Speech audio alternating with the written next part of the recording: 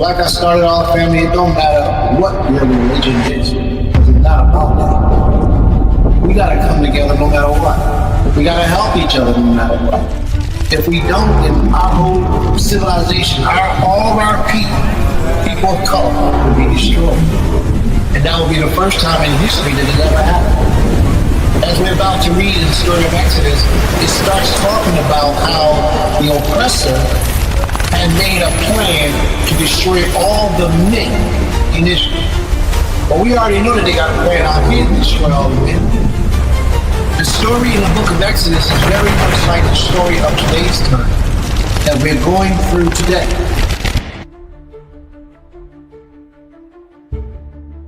This prophet didn't say, well, you got to go get me a certain type of food. He said, I'm not eating nothing in this place because y'all are idolatry.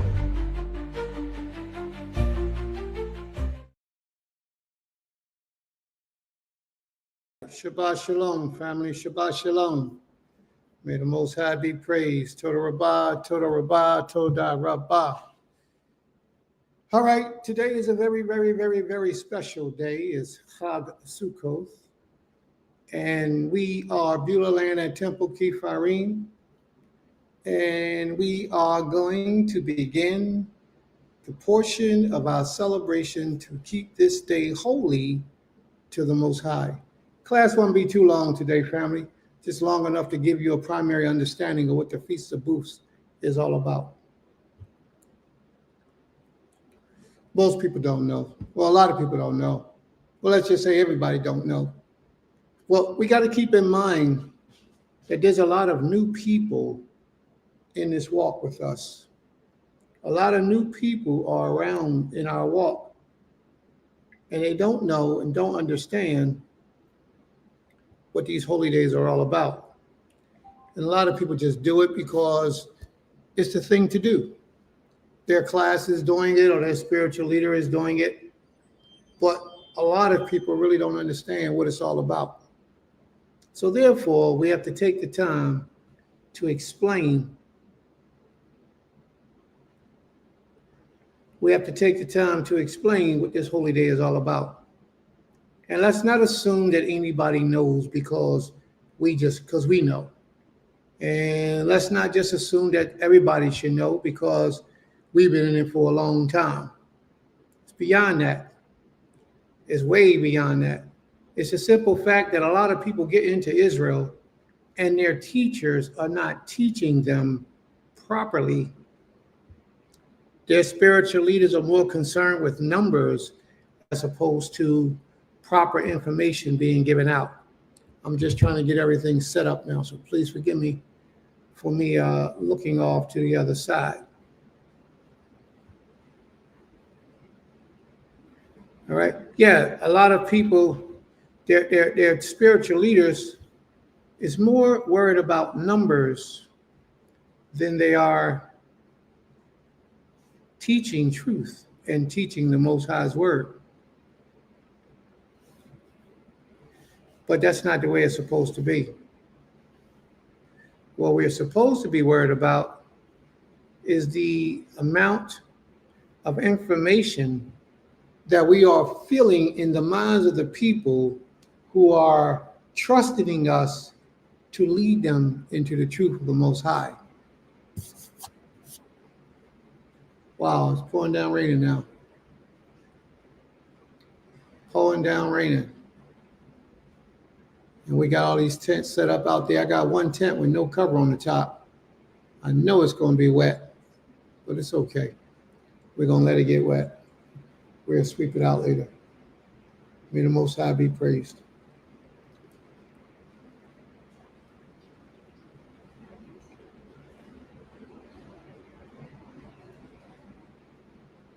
We're going to let it get wet. All right. So Shabbat Shalom, everyone. Welcome, everyone. We go through history knowing and understanding that a lot of people don't understand what these holy days are that we're keeping, that we're doing, that they're making attempts to keep. A lot of people have no knowledge about what it is. So today we're not going to act like everybody understands what this law is about and what this holy day is about. We're going to do the opposite. We're going to act like nobody understands. And we're going to start from the bare minimum scratch, and give you the beginnings of what this holy day is all about. Do you remember when the children of Israel, during the time of Passover, the Most High, the Creator, took us out of the wilderness, and we lived in the wilderness for X amount of time, however long it was? Was it? Anybody know how long it was we lived in the wilderness? Anybody know? Can anybody tell me how long we lived in the wilderness? Traveling from one month to another month to another month, disrespecting, dishonoring, and disfaming the Creator. Anybody know how long it was that we were in the wilderness on our journey? Nobody knows. Okay, I'm gonna give it to you. Was it what? Well, we were just debating. Somebody said 20, somebody said 400, and then I was saying 40 days and 40 nights. Does anybody understand the question? The question is, how long did the children of Israel live in the wilderness?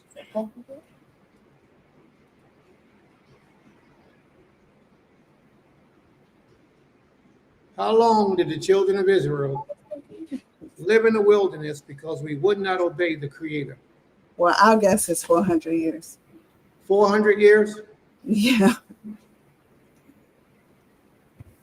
How long did we live in the wilderness before we got into the promised land?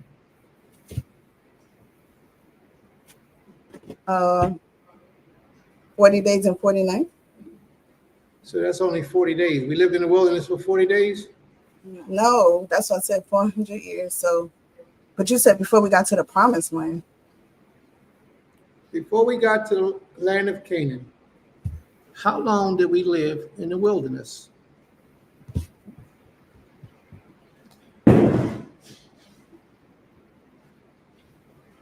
I don't know. I know Zeke was saying 20 years before we got into the wilderness. I don't know. Nobody knows. Y'all Israelites, right? Y'all Hebrews. Y'all been doing this thing for a long time. But as I stated today, we're going to act like nobody don't know nothing. And we're just going to teach. And hopefully we'll fill y'all in and give y'all a greater understanding. The children of Israel sojourned in the wilderness for 40 years. 40 years, not 40 days and 40 nights. 40 years. And within that 40 years, we still couldn't get it right. But with that whole 40 years that we lived in the wilderness, we dwelt in booths, tents. And then when the Most High would have us move, we would pack our booths up and we would move. Whenever it was that he had an assignment for us to go to another place, then that's what we would do. But we lived there for 40 days and 40 years. See that? See how contagious bad information is? See how contagious it is? We lived there for 40 years. We had a lot of experiences in the wilderness for those 40 years. We learned a lot. We did a lot. There was a lot of experience for those 40 years. And in those 40 years, we received the holy days. We received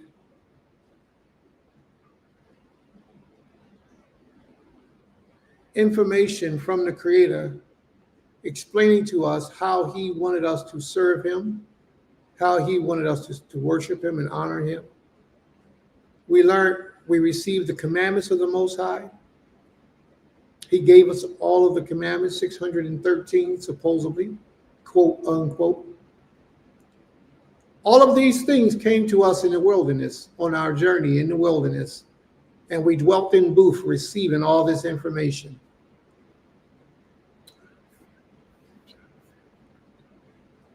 Therefore, the Most High set out a day for us to remember our journeys in the wilderness.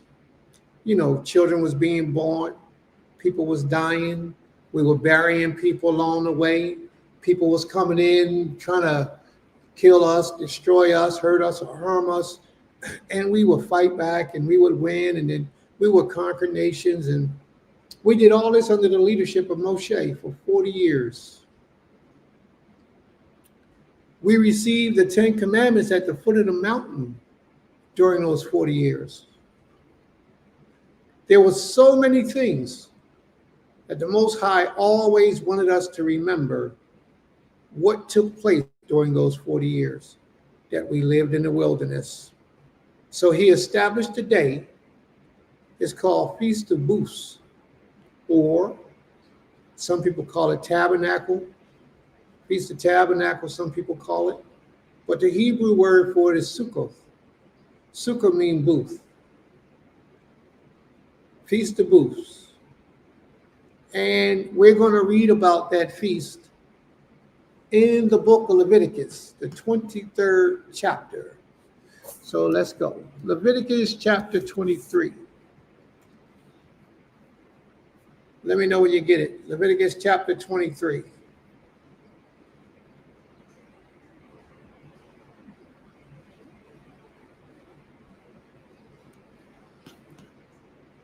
And what we're going to do is we're going to allow this to be a part of our class today.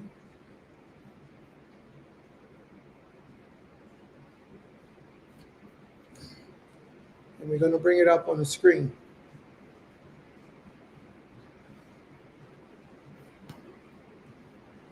A lot of people have no understanding of what this is talking about. A lot of people, they don't know what Leviticus 23 is speaking of. What Leviticus 23 is speaking of is the holy days of the Most High. Now, when you start off in Leviticus 23, it begins by saying, these are the feast days of the Most High. But that's only in the English language.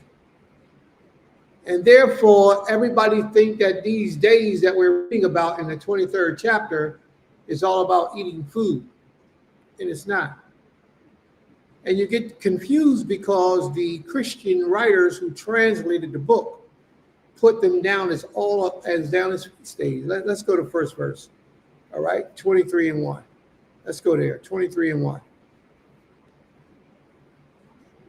It says, the Most High spoke to Moshe, saying, speak to the children of Israel and say to them, these are the appointed feasts of the Most High that you shall proclaim as holy convocations. They are my appointed feasts. That's not what it says in Hebrew, though. And this is what I'm speaking about. This word here that I got highlighted as feast, if you see at the bottom, it pops up at the bottom. And what it says at the bottom is appointed times. It says, they have it translated as feast 4150, but the word is moed. And moed means appointed time. Moed. So in actuality, this should say these are the appointed times of the Most High. Has nothing to do with food. Nothing to do with food. And that's where we make our mistake, because we believe that a lot of spiritual leaders or Maureen teachers teach that these are all feast days of the Most High, but they're not.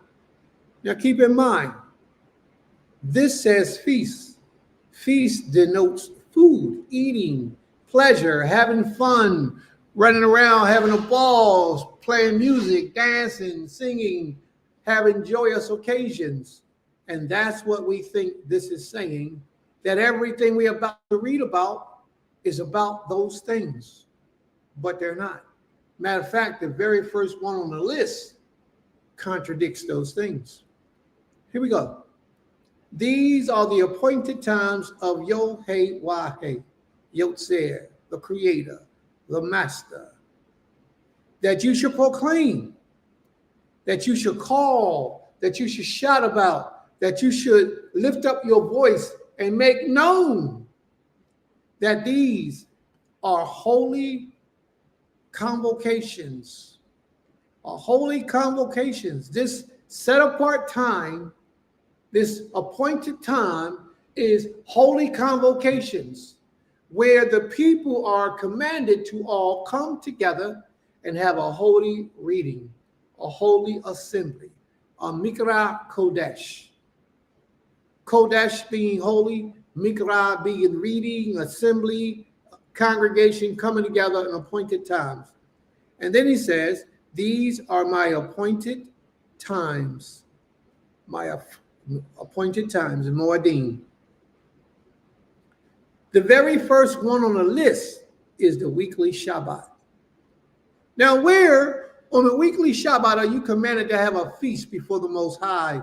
Party, shout, dance, scream, have a joyous time, lift up your voice and sing and do all those things and just run around and have a good time? Nowhere. Matter of fact, on the weekly Shabbat, it's separated from having food and assemblies and gatherings where you have a fun and a festive type of time. It says 6 days work shall be done, but on the seventh day is the Shabbat of the Most High of solemn rest. Shabbat, Shabbaton. A Shabbat of the Most High of solemn rest, a holy convocation. You shall do no work. It is a Shabbat to the Most High in all of your dwellings. Period. When you get down to the next one, then you get into something that's different. And this is where I'm going to read it and I'm going to explain to you that this is now talking about something slightly different. It says, these are the appointed feast of the Most High, a holy convocation. These are the Moedim of the Most High, a Mikra Kodashim, which ye shall proclaim to be an appointed time for them. In the first month of the 14th day of the month at twilight in Erev evening is the Most High's Passover. Watch this. And on the 15th day of this same month is the feast Chag of unleavened bread. Now, when it says Chag or feast, that's when you celebrating. That's when you're having a joyous time, a joyous occasion. You're having partying, dancing, shouting, music, everything holy and righteous. Everything holy and righteous. You might play some games or events. You got a whole week long to celebrate these feast days when it's a Chag. Now, a lot of people may not know this, so Prince, is my duty to explain it. A Chag is the set-aside time that the Most High has for all males to appear to him on a Chag, H-A-G, Chag, C-H-A, Gimel, Chag. I would assume that's how it's spelled. Let me check it just to be on the safe side. Yes, a Chat and a Gimel, Chag. So 3 times a year, all male must appear before the Most High. 3 times.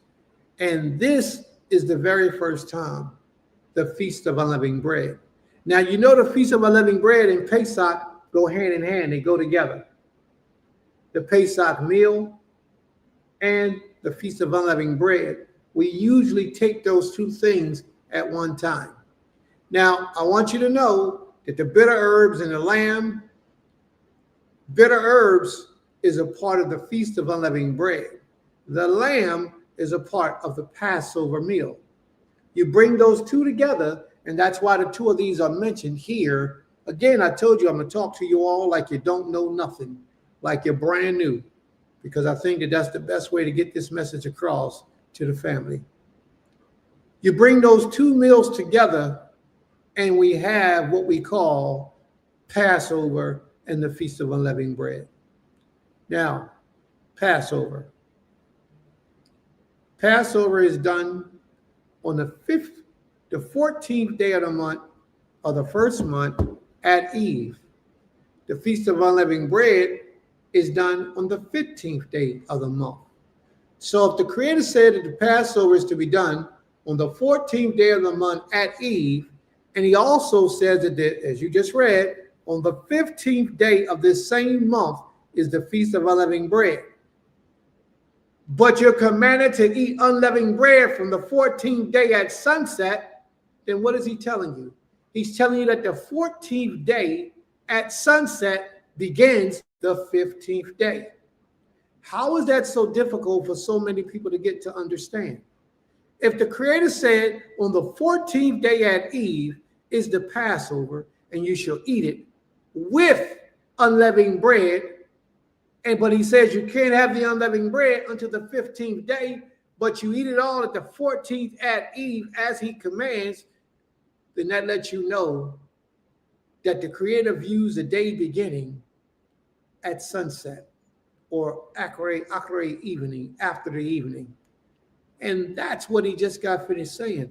But it's so many people that still are confused, and I'm not going to say I don't understand why you're confused. It's just that I don't understand why you see information like this and still want to dispute it.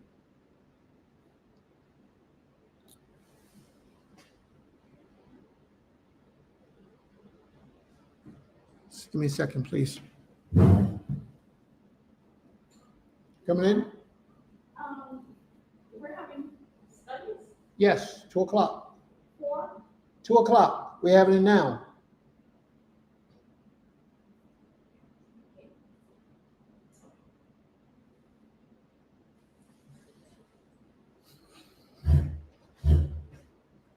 Some of the people didn't know we was having class at 2 o'clock today. It's okay. Sometimes that happens. So I understand, but again, that's point back to leadership, because leadership don't explain things often to people. They just assume that they know.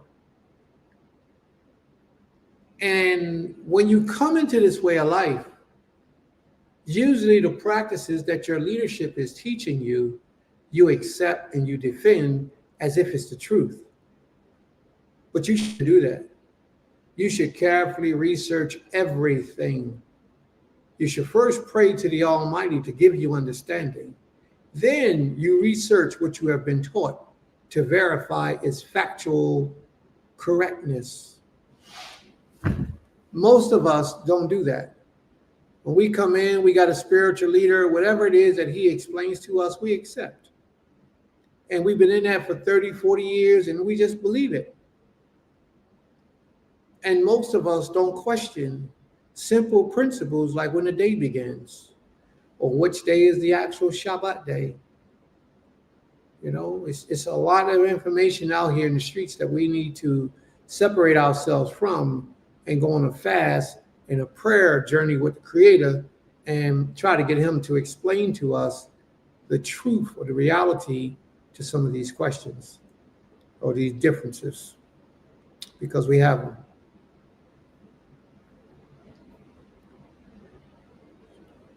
And on the 15th day of this same month is the Feast of Unleavened Bread. So this is a bona fide feast day. Okay? Then we have another feast day that starts in the 9th verse. And it says, "And the Most High spake to Moshe, saying, Speak unto the children of Israel, and say unto them, When you come into the land that I have given you, and you reap its harvest, you shall bring the sheaf of the first fruits of your harvest to the priest, and your priest shall wave it before the Most High, that it may be accepted. On the day after the Shabbat, the priest shall wave it. And on the day when you wave the sheaf, you shall offer a male lamb, a year old without blemish, as a burnt offering to the Most High, and a grain offering with it shall be 2/10 of an ephah of fine flour mixed with oil, a food offering of the Most High with a pleasant aroma, and a drink offering, and it shall be of wine, a fourth of a hin. And you shall eat neither bread nor grain, parched or fresh, until this self same day that you have brought this offering unto your power. It is a statute forever throughout all your generations in all of your dwellings. This counting starts after Pesach. Whatever day Pesach is, that next Shabbat after Pesach is when you begin this counting. You wave it up after the Pesach. On that Yom Rishon will be day 1. And that's where we pick it up now. You should count, Yom Rishon means Sunday. You should count 7 full weeks from the day of the Sabbath, from the day that you brought the sheaf of the wave offering. You should count 50 days to the day after the 7th Shabbat. So on the Shabbat, 7th Shabbat, when the sun goes down, now that's day 1. You do that consecutively for 7 weeks.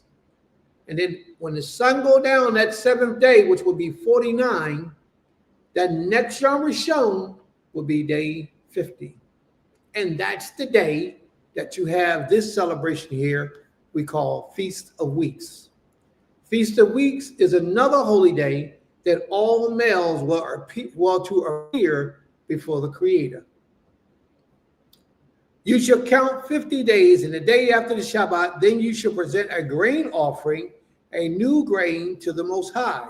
You shall bring from your dwellings places 2 loaves of bread to be waved, made of 2/10 of an ephah.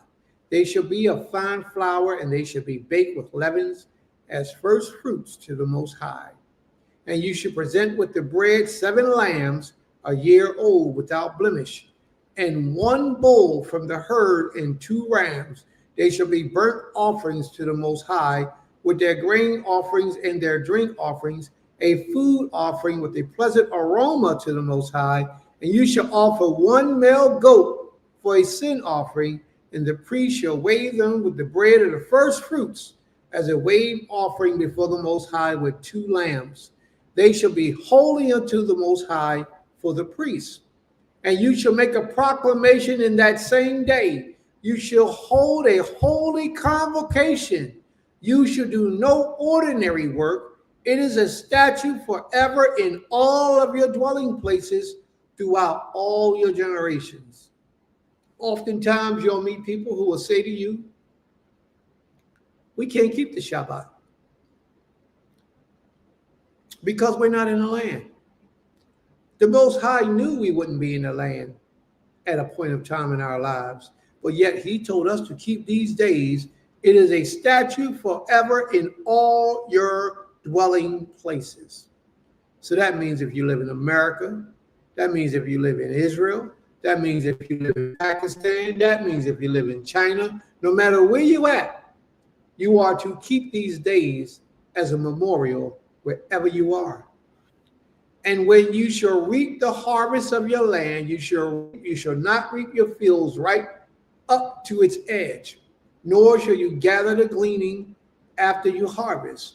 You shall leave them for the poor, for the sojourner. I am the Most High, your Elohim. That's the second Chag. The third, now you get to the Feast of Trumpets. They call it the Feast of Trumpets. I don't know why. Because no one here are you proclaimed to have a feast before the Most High as you did as an offering, yes, but as a feast, no, nowhere. And the Most High spake to Moshe, saying, speak to the people of Israel, saying, in the 7th month of the first day of the month, you should observe as a day of solemn rest, a memorial proclaimed with blast of trumpets, a holy convocation. That means you have to have a class. That means you have to have holy reading. That means you have to have a blast of trumpets. You shall do no ordinary work. You shall present a food offering to the Most High. A food offering is like a sacrifice. We ain't doing sacrifices today. Then we got the Day of Atonement. And the Day of Atonement, you actually told not to eat or afflict your soul. And as we know, one way to afflict our soul is to not eat, to be hungry.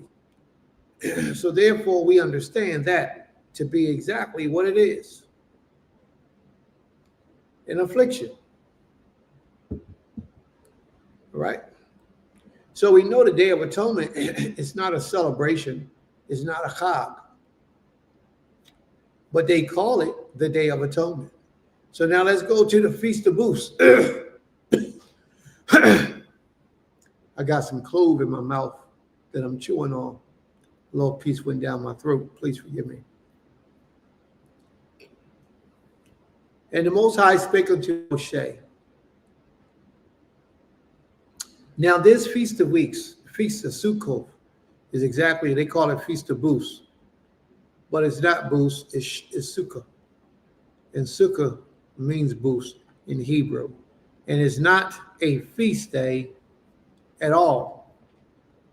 Well, it is a feast day, a feast week.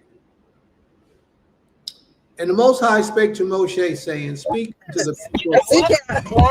Oh, that's why I was telling you to back up. Speak unto the children of Israel, saying, on the 15th day of this 7th month, and for 7 days is the Feast of Booths to the Most High. In the 15th day of this 7th month, well, on the first day of the month, we had a holy day. Did we? And that was Yom Teruah, the day of the noise, the day of the blowing, the day when the commandments were given to us, the 10 commandments. As we stood at the mountain, the Most High vocally spoke with the children of Israel. We heard the words of the Most High. Then we have Feast of Weeks, where you glean in all your harvest and your new food, and you save it. Count 7 weeks. And on the 7th week, the 49th day, the next day, which is the Yom Rishon, you're to have a chag before the Most High, a celebration, a feast before the Most High that next day. And then we have the Feast of Booths, or the Feast of Sukkot, Feast of Tabernacles, however we call it, but it's really called Feast of Sukkot or Chag Sukkot. And that's where we're at today. And the Most High spake to Moshe, saying, speak to the children of Israel, saying, on the 15th day of this 7th month. I also want you to know that the 7th month has more holy days in it than any other month throughout the year. The 7th month, Yom Teruah, the Day of Atonement, Yom Sukkot. And Yom Sukkot or Shavua Sukkot, the week of Sukkot, lasts for 8 days. The first day and the 8th day are solemn assemblies, which means you have to treat them like regular Shabbat, holy sacred assemblies. And the Most High spake to Moshe, saying, speak unto the children of Israel, saying, on the 15th day of this 7th month, and for 7 days is the Feast of Booths to the Most High. That Chag, see that Chag that's present? Chag Sukkot, and that's why they call it Chag Sukkot. Now, Chag Sukkot was that third time when we were supposed to gather. We were supposed to, no matter where we at, we were supposed to make it back to the place where the Most High placed his name, Yerushalayim, in the temple. We're supposed to make a journey back there and keep that at that location these 3 days. The first being Pesach, or Feast of Unleavened Bread. Second being Feast of Weeks, or what is that? Shavuot. And the last one is the Feast of Booths. And that's the one we're reading about now, Hag Sukkot. Now here's the definition, verse 35. On the first day shall be a holy convocation, a Mikra Kodesh. You shall do no ordinary work. Whatever your occupations are, you couldn't do any of that work on these days. These days were sacred and set apart. The only thing that you could do on these days was everything that pertained to your food and your festivals and having a good time. On the first day shall be a holy convocation. You shall not do any ordinary work. For 7 days you shall present food offerings to the Most High. And on the 8th day you should hold a holy convocation. On the first day is a holy assembly, and on the 8th day is a holy assembly. Today is the first day, and we should all be gathered together to worship the Most High on this day. And then on the 8th day, so whatever day this is Ribe'i, Wednesday. So next Ribe'i, which will be 8 days from now, is the next day we're supposed to come together and keep a holy assembly. So all the rest of the week, we have a ball, we party, we eat every night. We eat together as a family. All the sisters get together, they cook all the food, and we all eat together as a family. But whatever we do through the day, you have a joyous time, you have a nice time, you do a lot of fun things, to keep everybody joyfully happy and cheered up. That's what you do. That's why it's called a chag, a celebration. Okay? For 7 days, you should present food offerings to the Most High. That's why we, every day, for 7 days, you have to take an offering to the Most High, but for 7 days, we eat food. On the 8th day, you shall hold a holy convocation and present a food offering to the Most High. It is a solemn assembly. You shall not do any ordinary work. It says these are the appointed feasts or appointed times of the Most High, which ye shall proclaim as times of a holy convocation for presenting to the Most High food offerings, burnt offerings, grain offerings, sacrifice, and drink offerings, each on its proper day. Besides the Most High Shabbat, and besides your gifts, and besides all your vow offerings, and besides all your free will offerings, which ye shall give to the Most High. On the 15th day of the 7th month, when you have gathered in all the produce of the land, which you shall celebrate a chag unto the Most High 7 days. We shall have a feast before the Most High for 7 days, in remembrance of when we dwelt in booths for 40 years. On the 15th day of the 7th month, when you have gathered all the gatherings in the produce of the land, you shall celebrate the Chag to the Most High 7 days. On the first day shall be a solemn rest, which means a Sabbath day. And on the 8th day shall be a solemn rest, a Shabbaton, not Shabbaton. It shall be a solemn rest, a Shabbaton. And you shall take on the first day the fruit of splendid trees, branches of palm trees, and boughs of leaf trees, and willows of the brook. And you shall rejoice before the Most High, your Elohim, 7 days. You shall celebrate it as a feast to the Most High for 7 days in the year.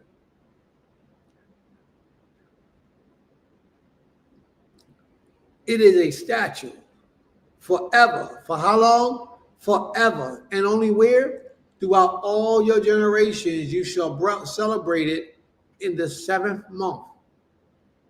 You should dwell in booths for 7 days. All native Yisrael shall dwell in booths. All native Yisrael shall dwell in booths for 7 days. that your generations may know that I made the people of Israel dwell in booths when I brought them out of the land of Egypt. I am the Most High, your Elohim.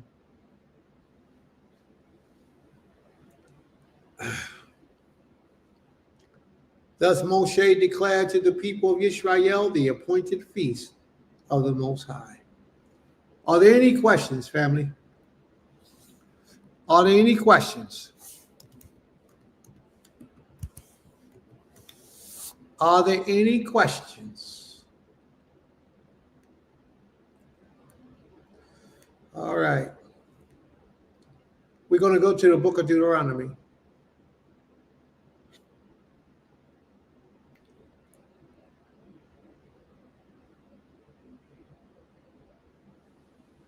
And this only gives us a little bit deeper insight as to the Feast of Weeks. You can read a little earlier and it talked about Pesach and unleavened bread. That's a cog as well. And now we're going to read about the Feast of Weeks and why that is also considered to be a cog. So let's read. Deuteronomy 16:9. You should count 7 weeks. Begin the count on the 7th week from the time the sickle is first put to the standing grain. Then you shall keep the feast, a Chag, Feast of Weeks, to the Most High your Elohim with the tribute of a freewill offering from your hand. So now what does that mean? That means that we all would contribute food, an offering. Everybody would bring food as we gather together to worship this King on this holy feast day. Which you shall give as the Most High your Elohim blesses you. Whatever you're able to do, this is what's required of you. And you shall rejoice before the Most High your Elohim. So rejoice. This is how we get the understanding of a cog. You shall rejoice, celebrate, party, dance, sing. All these things before the Most High your Elohim. And your sons and your daughters, your male and your female servants, the Levites who is within your towns, the sojourners, the fatherless, and the widows who are among you. Always remember to take care of the sojourners, the fatherless, and the widows. At the place that the Most High your Elohim will choose to make his name dwell there, you shall remember that you were slaves in Egypt, and you shall be careful to observe these statutes. Feast of Booths. You should keep the Feast of Booths. Now this is Sukkah, again, Sukkot. 7 days. And when you have gathered in the produce from your threshing floor and the wine presses, you shall rejoice in the feast. Chag. You, your sons and your daughters, your male servants, your female servants, the Levites, the sojourners, the fatherless, and the widows who are within your town. For 7 days you shall keep a feast. That means eat up, have a party, have a celebration for 7 days to the Most High your Elohim at the place that the Most High your Elohim will choose. So these are not feast days that you should be keeping at home in the privacy of your own home. Because you're commanded to come together as a community, as an organization, and have a Mikra Kodesh, a holy reading. You also have to remember that on these 3 holy days that we just got finished mentioning, all the assemblies were to go to the place that the Most High had placed his name. And he ain't placed his name in your house. So you're not supposed to be in your house celebrating these holy days. There are places like what we have here that you're supposed to gather at to keep a celebration and a holy reading and a Mikra Kodesh within the assembly of your people. You should rejoice in your feasts, and your sons, your daughters, your male servants, your female servants, the Levites, the sojourner, and the fatherless, and the widows who are within your towns for 7 days. You shall keep the feast of the Most High, your Elohim, Ha Elohim, at the place that Yod-Heh-Wah-Heh will choose.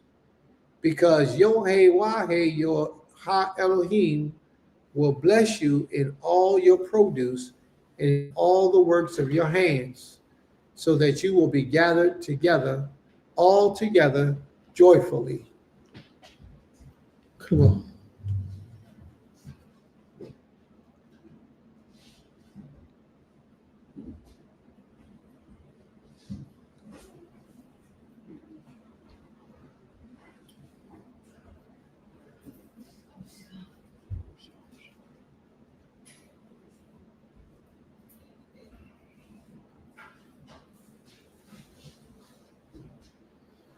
All right. For 7 days you shall keep the feast of the Most High, your Elohim, at the place that the Most High will choose. Because Yod-Heh-Wah-Heh, your Elohim, will bless you in all your produce and in all the works of your hands, so that you will be altogether joyful. Now here we go. Y'all ready? 3 times a year, all your males shall appear before the Most High Ha Elohim at the place that he will choose, at the feast of unleavened bread.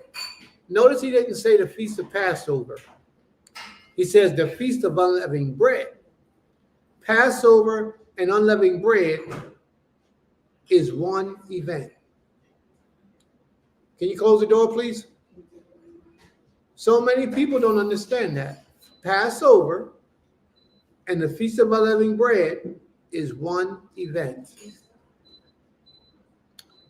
3 times a year, all your males should appear before the Most High Ha Elohim at the place that he will choose, at the feast of unleavened bread, at the feast of weeks, and at the feast of booths. All 3 of these are the feast days, the Chag days. Now, it's something very, very important here that a lot of people misunderstand and a lot of people overlook. A Chag doesn't just mean celebration. A Chag doesn't just mean you get out there and party, because it does. You get out there and party, you rejoice, you shout, you sing, you dance, and you have a feast for 7 days before the Most High on most hogs, 2 hogs. But a Chag also means a return. It means like a Shuvah. Shuvah means to return. A Chag was a returning of the children of Israel, where all males, no matter where they were at in the earth, were to return back to the place where the Most High placed his name, and that place happened to be Yerushalayim. You follow me? So when we had that Chag 3 times a year, what was it 3 times a year we supposed to appear before the Most High? Feast of Unleavened Bread, Feast of Weeks, and Feast of Booth.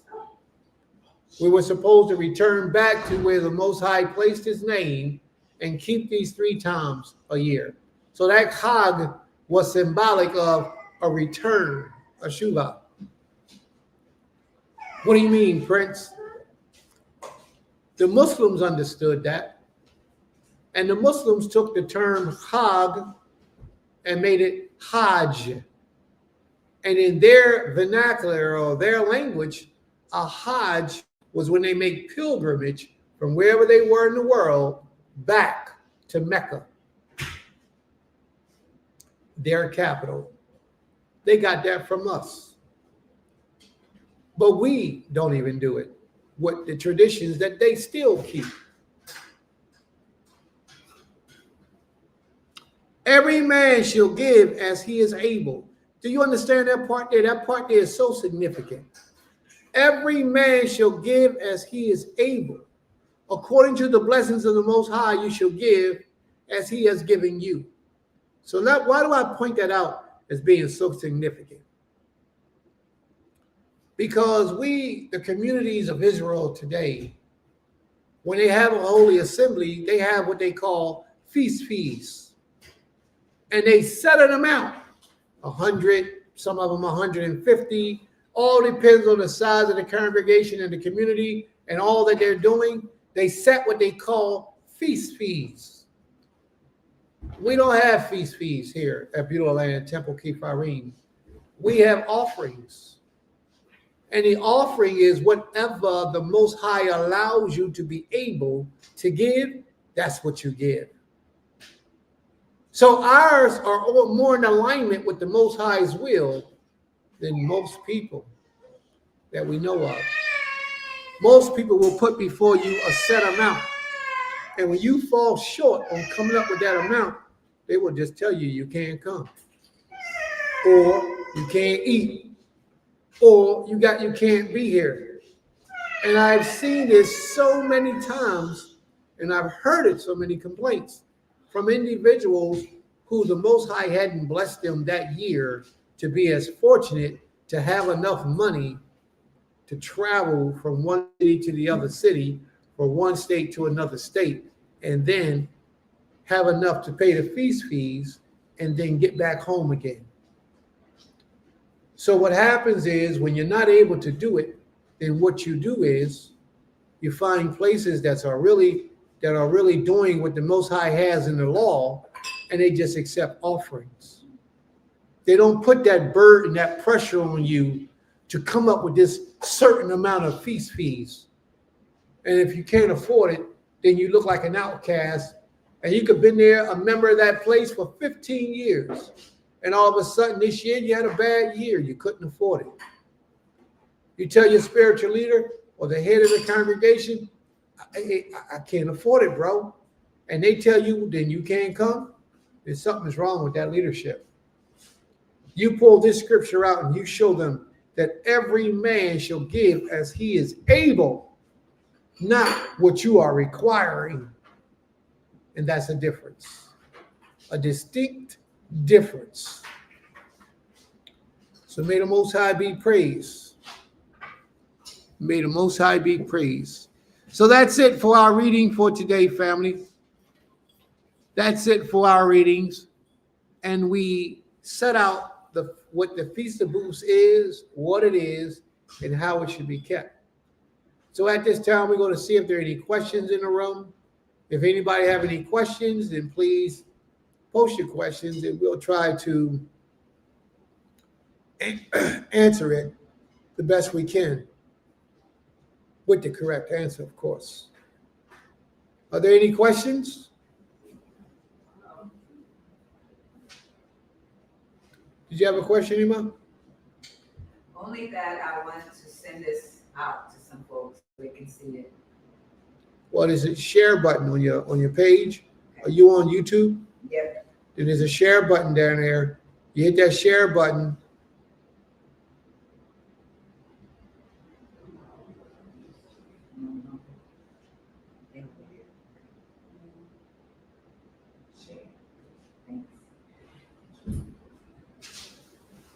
If there are no other questions, we're going to close it out with prayer and send our blessings and farewell to you all until the next time that the Most High allows us to meet together in one place.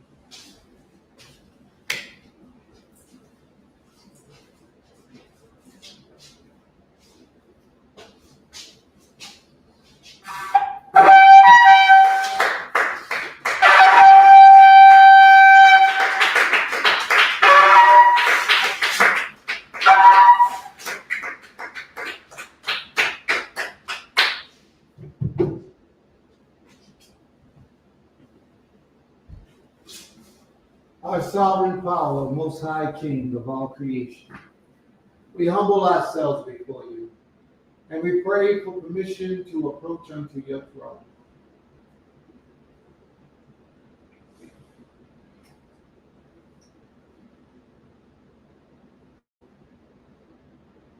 Father, thank you.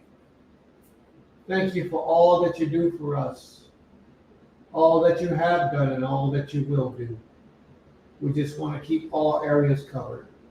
For we know that your name represents the past, the present, and the future simultaneously, all combined in one at the same time. And we are grateful, Father, to have such a magnificent power representing us, providing and protecting us.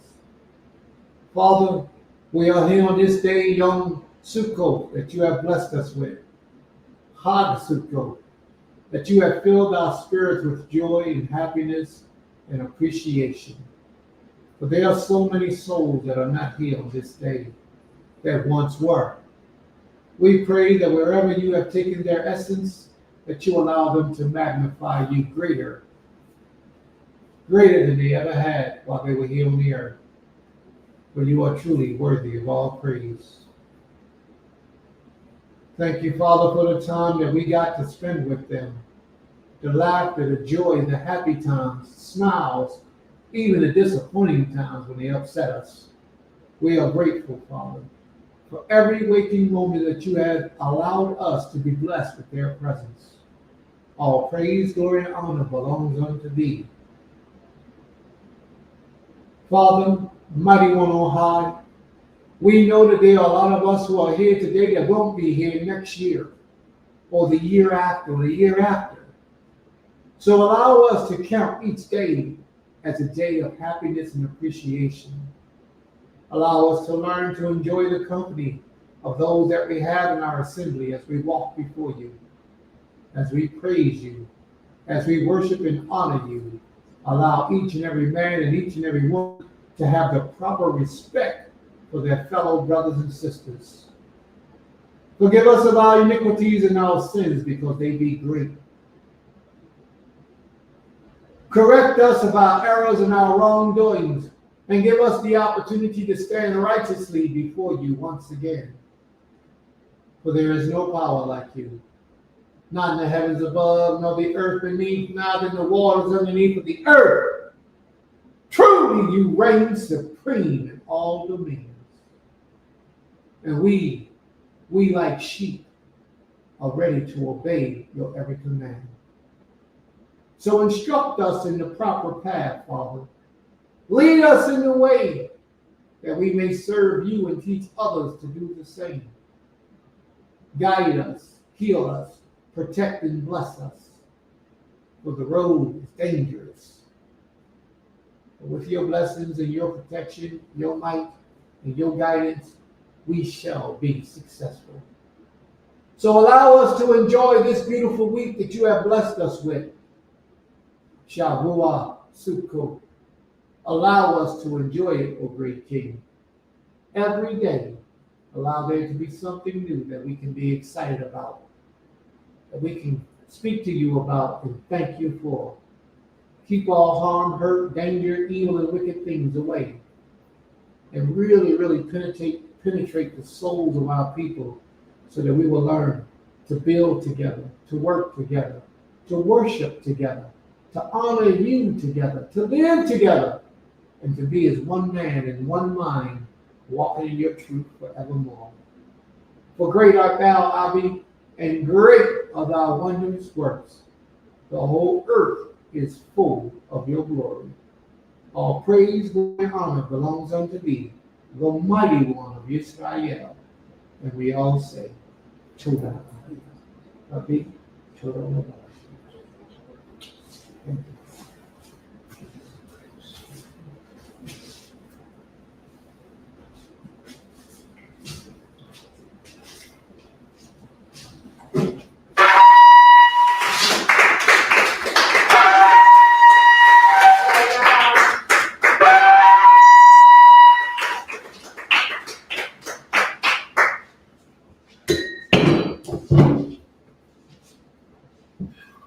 May the Most High be praised from everlasting to everlasting.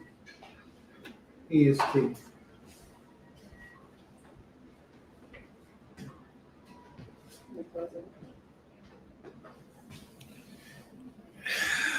Okay, family.